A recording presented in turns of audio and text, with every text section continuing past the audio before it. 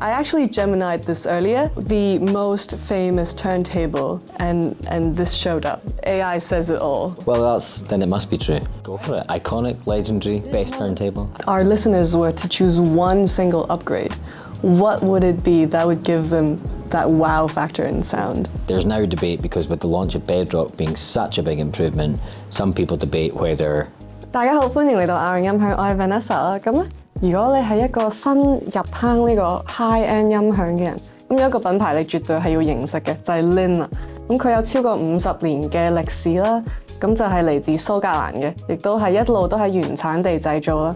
咁佢係有住史上可能係其中一個最出名嘅黑膠唱盤。咁呢個 LP12咧就係一個經得過時代考驗嘅一個設計啦。幾十年嚟一路咁樣去進化，咁去到今日咧，依然係有一啲新嘅 upgrades 係為大家帶嚟去繼續去升級你嘅唱盤嘅。咁發展到今日咧，佢哋亦都係將佢哋咁深厚嘅 analog 歷史同埋好尖端嘅 digital 嘅技術係融合埋一齊嘅。And today we've got the sales manager of Linn with us together. 你好, I'm Michael from Linn. I'm the business development manager for our distribution markets. And he will be here to tell us where Linn is today and where Linn is going tomorrow. And to get started with everything, we can start with the legendary turntable over here. I would like to call it legendary. Go for it. Iconic, legendary, best turntable. I actually Gemini'd this earlier, the most famous turntable, and this showed up. Amazing.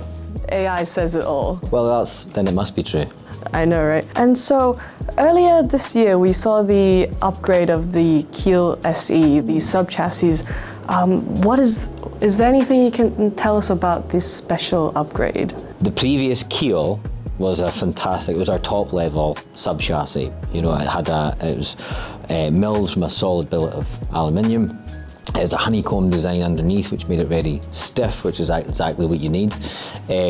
So honestly, I was like one of the people that was kind of like, how do you upgrade that? But because of the advances in technology, one thing being finite element analysis, we were able to virtually put the sub-chassis to virtual tests like stresses to see how it should work or how we should adapt it. So if you were to look at the underside of the Keel SE compared to the Keel would be that kind of honeycomb design. The Keel SE is a very organic looking design because it's measured out exactly where we should put more weight, less weight, and we've been able to make it 300% stiffer than the previous Keel, and also put more mass between the areas that needs it versus areas that don't need it. So, but ultimately, if you listen to one and then the other, you hear a massive difference in performance. You know, much more detail, more clarity as well. So we're really, really proud of it. All right, and I recently also watched a video of the behind-the-scenes manufacturing of the Bedrok plinth. Oh yeah. I'm just curious, how does this more solid and dense plinth actually make a difference to the sound? And how did you guys, where did you get the inspiration from to make this Bedrok plinth? It's funny because I remember speaking to one of the engineers who worked in it. He was saying they'd been trying to figure it out for years and years and years, you know, so how could we make an improvement to the plinth, you know? And by making such a weighty and dense plinth, what you have is you protect all the energy inside the table and anything outside the table doesn't get in. Particularly it's got all these layers because it's many layers of ply that have been compressed with such pressure that it basically forms a whole new material. So you can actually mill it, which is probably it's so weighty as well. It just creates a much better platform for the LP12, so everything is working without any interruptions or distortion coming from outside, and any energy is not dissipating out either. But again, the A/B demonstration for it is remarkable. Like, unbelievable the difference that makes. And really what you need to do is you need to go to a retailer and hear this one versus this one, and it's mind-blowing the difference that it makes. Honestly huge. I got the Bedrok at home because it's so good. Wow, you even have it at home? 100%. Then out of all of these upgrades for the LP12, our listeners were to choose one single upgrade. What would it be that would give them that wow factor in sound? So at Linn, we have a very clear upgrade path.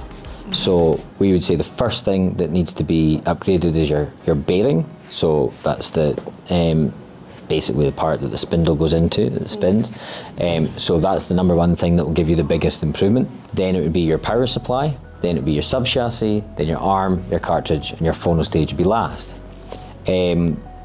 However, there's now debate because with the launch of Bedrok being such a big improvement, some people debate whether carousel or Bedrock's the bigger difference to the LP12. It is a great process to gradually upgrade and actually feel the difference in your music.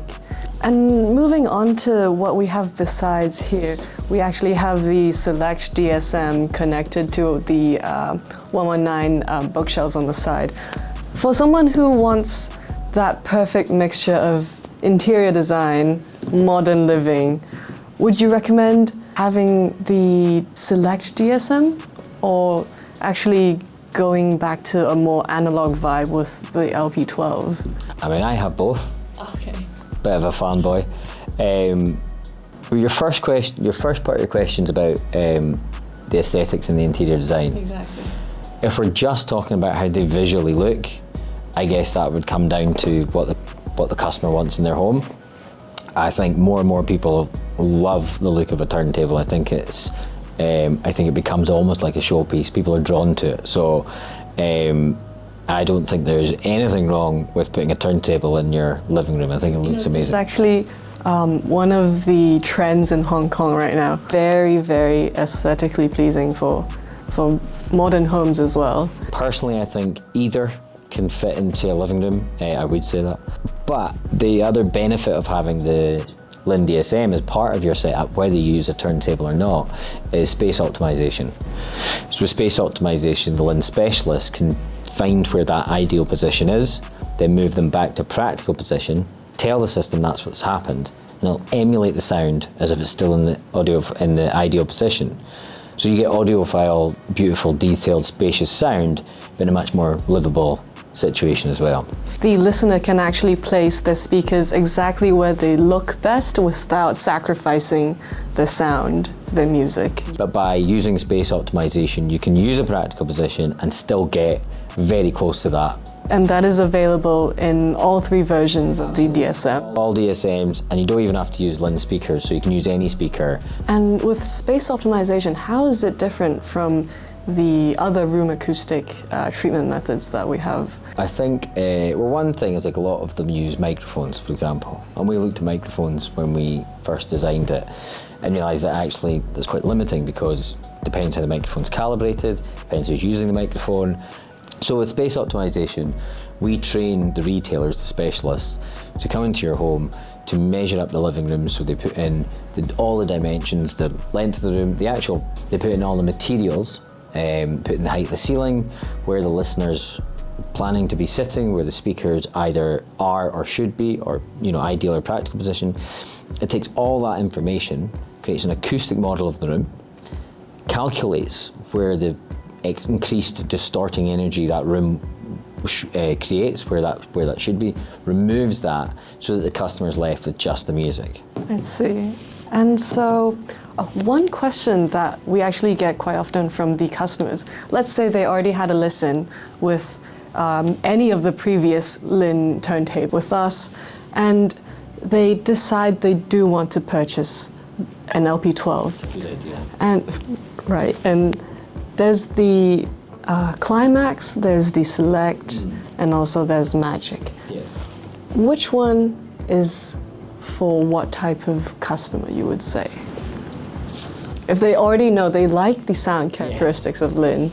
It's not about a different customer type, it's about a different level of performance. Basically down to where they can get to. They should listen between the three, they should speak with the retailer and figure out what combination works best for them. It's the biggest thing about our whole company. We're like the upgradable company. It's not just the LP12 that upgrades, the DSMs upgrade, our speakers can be upgradable. That's the whole thing. You could have been buying a more entry-level turntable And then you get to that point where, okay, I'm going to switch over and go for an LP12. 6 months down the line, you've saved up a wee bit more money again. You can do the sub chassis in a few years' time or whatever, and you can build on it bit by bit. Yes, that is really, really nice to have everything upgradable and, future-proof.